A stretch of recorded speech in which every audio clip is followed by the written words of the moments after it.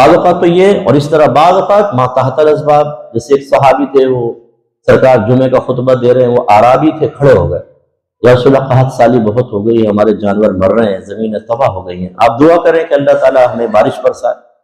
میرے آقا نے جواب میں ہی نہیں فرمایا میرے پاس کیا لینے آئے ہو، اللہ کے خزانوں میں کس چیز کی کمی ہے، اس کو چھوڑ کے تم میرے پاس آ گئے ہو؟ کیا اللہ تعالیٰ تمہاری دعا نہیں سنتا؟ کیا اللہ تم سے دور ہے، مجھ سے قریب ہے؟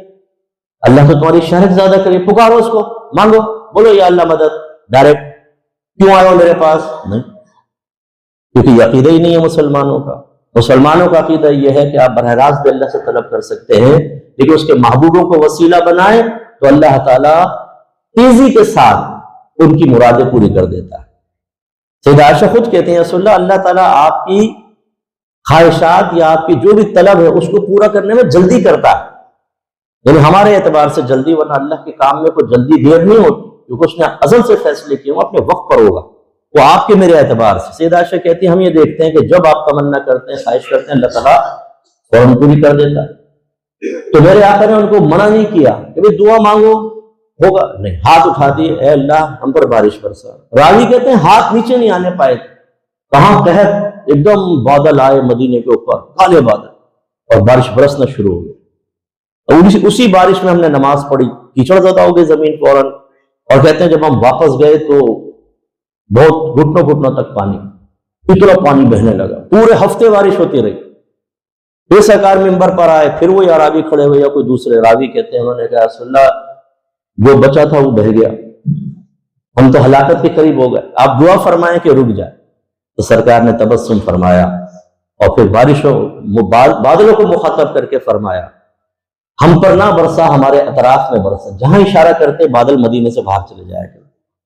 بخاری کی روایات ہیں، یہ کوئی اس کی نہیں ہے، یہ کسی ولی کی کرامت سنائے تو مذاق اڑا دیتے ہیں نا کہ یہ تو جھوٹی روایات ہے۔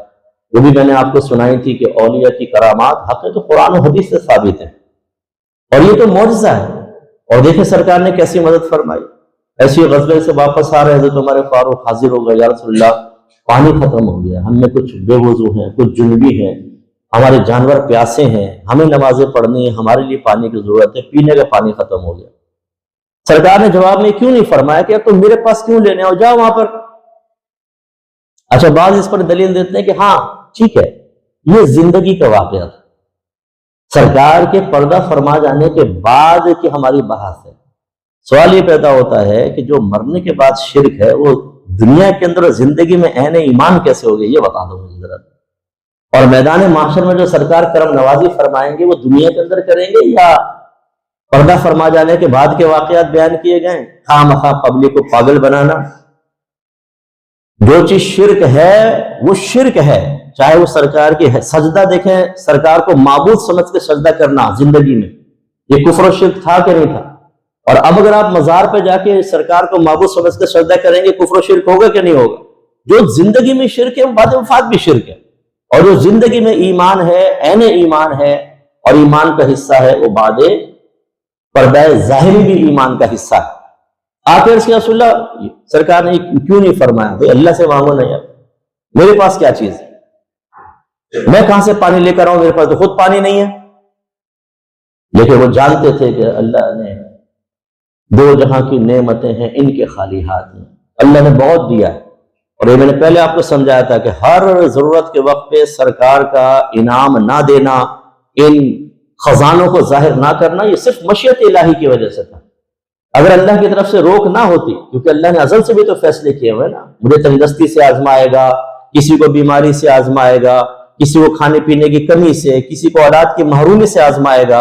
اب اگر سرکار سب کو اولاد دے دیتے، اولاد کی ہمیں دعائیں فرما دیتے، پانی کھانا دے دیتے، سب تندرستیاں دور کر، امتحان کس چیز کا رہتا؟ وہ تو جنتی نہ بن جاتی۔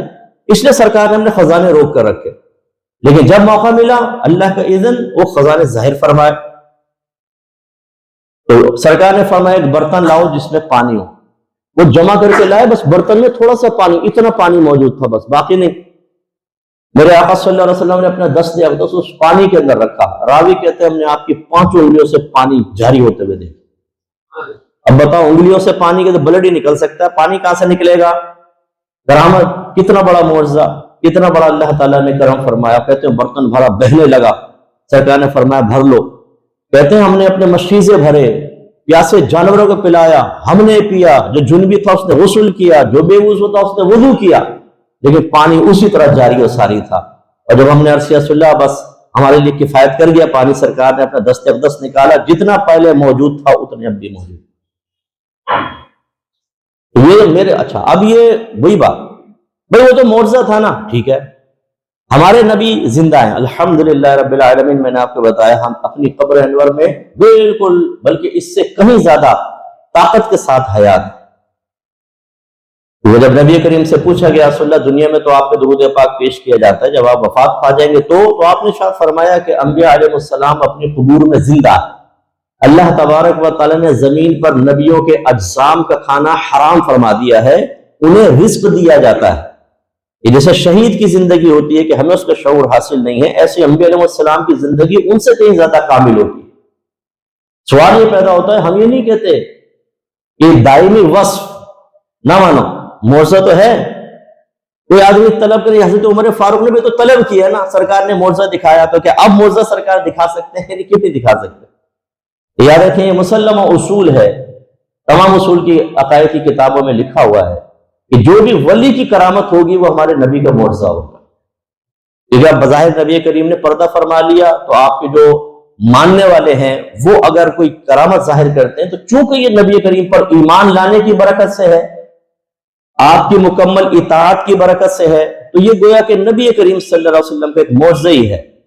یہ علماء نیک لوگ اس پرفتن دور میں یہ سرکار کا معجزہ، تو ہمارا کوئی کمال کوئی ہے؟ تو انبیاء علیہ السلام کے معجزات تو جاری و ساری رہتے۔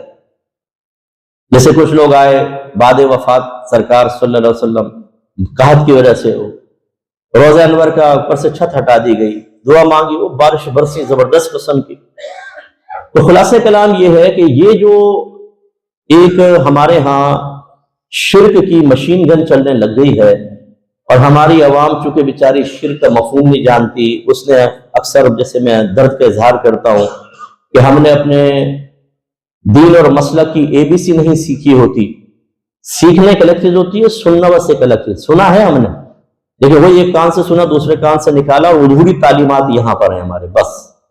اسی لیے اگر ہمارے بچے ہم سے پوچھ لیں کہ حاضر ناظر کے بارے میں بتائیں تو 4 جملوں کے بعد اس کے بعد ہم نہیں بتا سکتے، اگرچہ 1000 دفعہ سنا ہوگا، کیونکہ ہم بولنے پہ قادر نہیں ہیں، ہم چیز کو ذہن میں محفوظ رکھنے پہ قادر نہیں ہیں، ہمارا ذہن جمع شدہ چیزوں کو ترتیب دینے پہ قادر نہیں ہے، ہماری زبان اس ترتیب شدہ کو بالکل مرتب انداز میں بیان کرنے پہ قدرت نہیں رکھتی ہے۔ لہٰذا جب کوئی ہم سے سوال کرتا ہے وہی صفر پہ ہوں گے، مفتی صاحب ذرا ارجنٹ بتا دیں، دوست بیٹھے ہیں بحث چل رہی ہے، اوہ ہوئے یہ وقت کے امام اعظم امام شافعی امام مالک امام احمد بن حنبل ایک ٹیبل پہ جمع ہو چکے ہیں اور بحث زبردست قسم کی چل رہی ہے، گرم میں زوروں پر ہے، تو مفتی صاحب واش روم میں بھی بیٹھے ہیں تو باہر نکل آئیں فوراً اور آ کے سب سے پہلے ہمیں گائیڈ لائن دے، کیونکہ ہماری بحث چل رہی ہے۔ تو اس قابل ہی نہیں ہو بحث کرنے کے تو کر کیوں رہے ہو؟ اپنا ایمان تباہ کرو گے خامخواہ۔ بحث کرنا آپ کا کام تو نہیں ہے، اور اگر کرنا چاہیں تو پہلے اس کا علم سیکھو، پوری اے بی سی آپ کو سب معلوم ہونی چاہیے۔